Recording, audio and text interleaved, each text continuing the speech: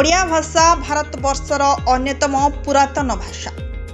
ख्रीष्टपूर्व प्रथम शताब्दीर हाथीगुंफा शिलालिपि, तृतीय शताब्दीर धौली और जौगढ़र प्राचीन अभिलेखा, पुराणा पोथी, ताम्रफलक और तालपत्र पोथी आम ओडिया भाषा केते प्राचीन ताहा प्रमाणित होइछि।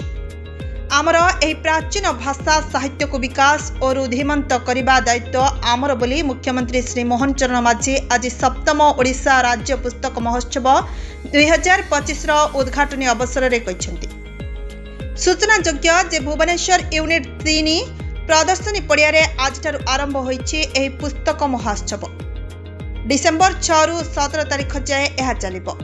चलित वर्ष एही महोत्सव में 550 स्टल खोला जाइछि। एथि सहित बरपुत्र मानक स्मृति उद्देश्य पाभिलियन प्रस्तुत करा जाइछि। मुख्यमंत्री एही महोत्सव को उद्घाटन करी स्टल बुली देखिथिले और पुस्तक क्रय करिथिले। एथि सहित बरपुत्र मानक पई उद्दिष्ट पाभिलियन रे श्रद्धांजलि अर्पण करिथिले।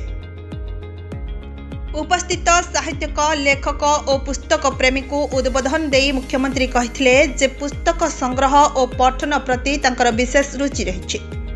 एपर्यंत प्राय 5000 रु 6000 पर्यंत पुस्तक संग्रह करी लाइब्रेरी आकार रखिछन्ति एवं समय पाइले ताकू पढुछन्ति।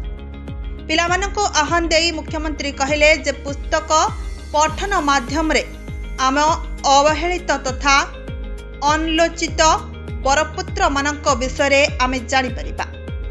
Bureau report, now Odisha news.